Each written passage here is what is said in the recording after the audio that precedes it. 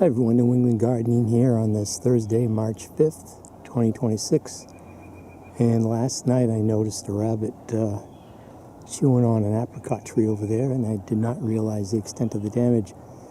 The first snow we got, good accumulation. I did put in the effort to shovel around the base of some of the fruit trees and the blueberry bushes that I have in barrels. But this past storm, I did not. And we had some rain and then it got cold again, so we have that like top layer of crust that can support animals, but when you go walk on it, it's like it's going to support you, but then you step through it and then your leg is kind of trapped, so it's kind of exhausting to get through. But major damage. So I've got my BB gun ready and I'm going to take out that rabbit. They're not cute. They're pests. I see all these people with these videos about how cute rabbits are, but they'll destroy everything in your yard. I did not realize this, what's it called, culinary fruit tree. It gave me one apple, so I don't know what to make of it. But it just went to town. I noticed the droppings, but I didn't realize the extent of the damage. I was concentrating on it nibbling off the top of the blueberry bushes I have in this snowpack here. But it just decimated. I'm going to take off both branches. I think it's pretty much gone all the way around, and I'm a little upset. I could have prevented it, just needed a taller fence. I have a, what is that snow? It's exhausting to get through. I'm trying to get into the steps I already made. Just when you think it's going to support your weight, you fall through. But, yeah, it's pretty deep here. You just really need to put a tall fence around your whole perimeter of wherever you have your trees. Actually, I have a sucker here I didn't realize I had until I saw the nibbling, but yeah, look at the damage there.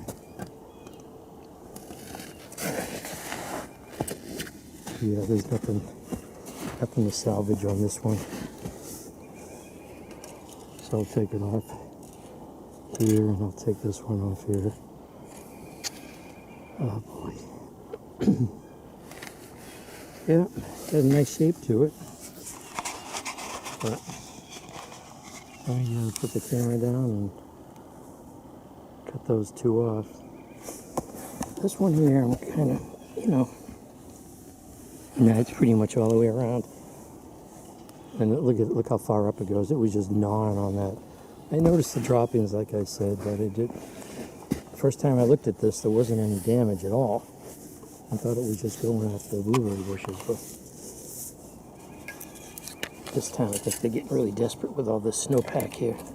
And they only come out at night because I think during the daytime they're pretty stand out against the snow, so a good target for a hawk. I'll probably try it. I'll put this in the fridge and then maybe try to do some grafting. I got a rack try to rust it. I've never grafted anything before. Yeah, this has been in for like several years. Also the first time this has happened. So that shows you we haven't had too much snow for a while.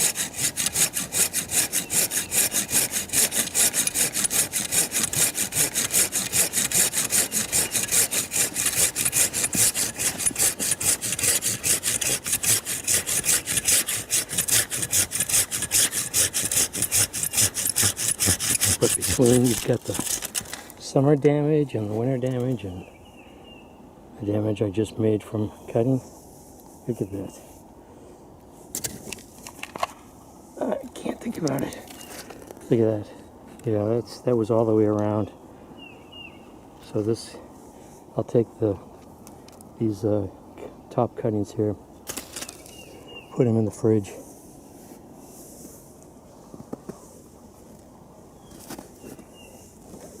Okay, let's see the extent of this. Well, there was enough here, but it would take forever. It's so long all the way up there. That would be a pretty big feat of healing.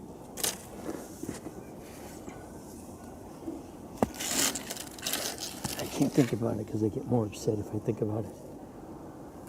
Let's take this with me. On to the next. So I think it even goes after raspberries. I know I trimmed these back, but they look kind of green on the ends. And they're angled cuts. That's what you get with the rabbits. They have these angled cuts on whatever they eat. So I did this with a snowblower to get a path to the greenhouse here. But I had to go in here and dig. Let's see. My legs are killing me from going through this steady snow here. This here I dug out. This is an apricot tree, but really not having any luck with stone fruit in New England. This got canker. I get the variety here. But I had a younger one here that hadn't been chewed on. I think this is like the second year it's been in, and I saw it move, and then I noticed the shadow that against the white snow that shouldn't be there, and it went to town. It didn't realize all the damage it done. And this. So I was seeing a YouTube video that actually is supposed to really. This is a Tilton. So with this damage, I'll probably end up getting canker on this too. But yeah, this has got to go also because it's all the way around. I'll put my camera down. So this looks like the graft right here, and chewed all this. And I'm gonna see if I can get another piece of fencing to go around that. If he comes around the other side here. That's that. There's only about a quarter or a half of the bark left. I had that once with you can see the droppings here. I had that with that Roxbury russet, which I did not get many apples from last year either. And the first year I put it in, rabbit came around and chewed practically all the way around it. And luckily it survived. But there's one lower branch there that it got to. But, yeah, can't think about it, just get upset. I'll get upset. I forget the name of the young apple tree I put in. I think it was last year. So it grew this summer. Maybe not, maybe I put it in last year. I did not make a specific video on it. Oh man, it's just difficult to trudge through. Imagine being in the wilderness, having to go through stuff like this, and then you sink in like that just when you think it's compacted and it traps your foot. So I had dug around these barrels, which protected it the first snow, after the first snow. It looks like it got some of these lower shoots. The rabbit's getting bigger too, so we can stretch more. You can see the way it cut, the angle cuts here and there. This is my best producer here. I wanted to do some air layers on this. I was hoping that it didn't get any damage, or wouldn't get any damage. The only thing I'm concerned about is these barrels seem to be topped off with ice, like they're filled with water.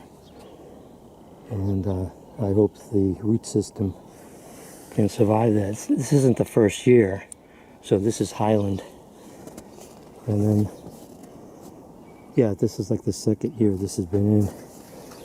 So I got this, I envisioned that this thing is going to be chomped down at the top there, but didn't find that.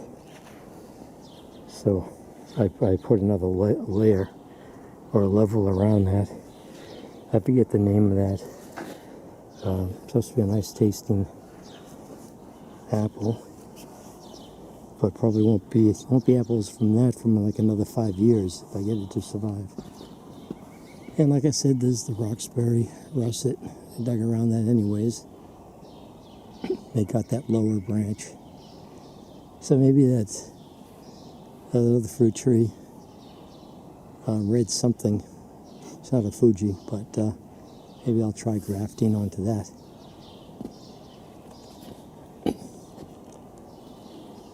So, yeah, I was thinking of just pivoting to some flowers. Got some cardinal flowers that I wanted to propagate, but I got seeds last year, but this year I just... Oh, great, I left my saw over there. I never got around to getting the seeds out of the pods on the spike there from the cardinal flower. But I do have some plants in a barrel over there that I started from seed last year. I spent the whole summer in the barrel. But you can see here all the canker, but it got up to here at these lower shoots. A shoot here, got up to here. Wow. So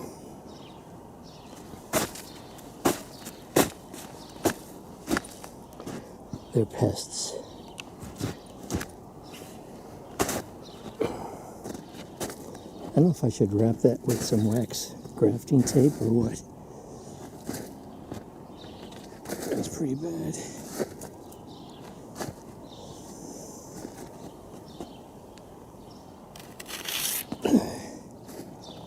So, anyways, maybe I'll get some free bees this year. I'm not going to buy any bees. If I get a swarm, somebody's got honeybees. They had honeybees in the yard last summer, but they know what they're doing and they're managing their bees. So, or I just didn't get that swarm, went someplace else. But I did have bees inspecting the boxes on occasion, but no takers. So I don't know if I can handle that, anyways. So, let me get out of here.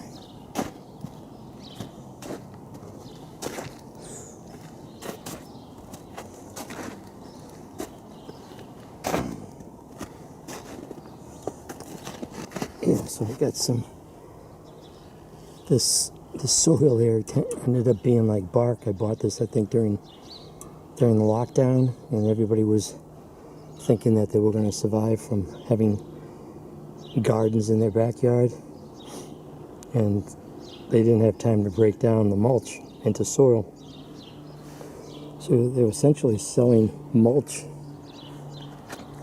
as garden soil. I think that's why those plants didn't grow too good. Alright, so let me take these, cut them into smaller manageable pieces, put them in some baggies with some paper towels, and call it a day. So this is New England Gardening. Today's Thursday, March 5th, 2026. Taking rabbit damage. Time for me to return the favor. So this is New England Gardening. Thanks for watching.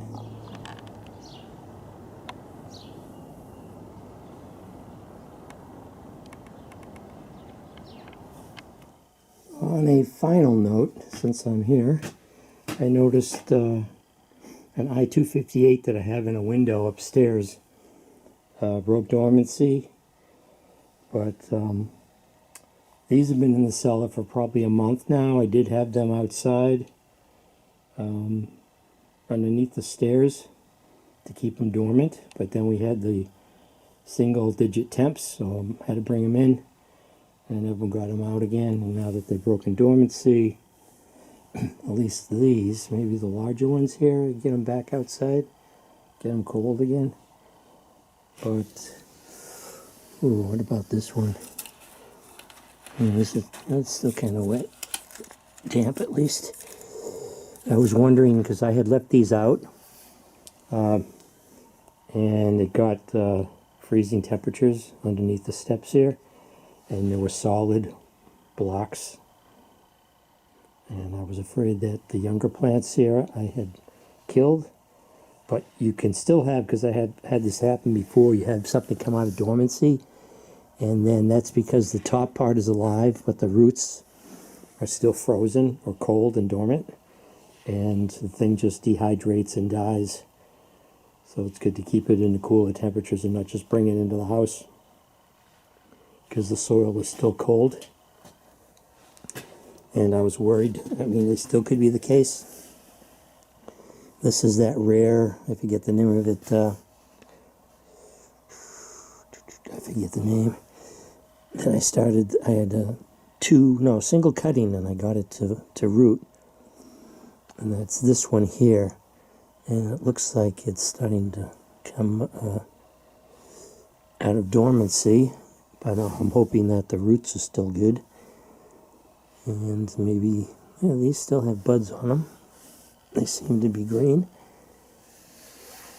So yeah, that's the state of my fig trees, which I don't know, they're kind of too much for me to take care of too. These are the two versions of Black Madeira, one from UC Davis and the other one is Encanto Farms. I already have cuttings from the UC Davis one in the fridge, and I haven't even taken a look at them to see if they're moldy or what.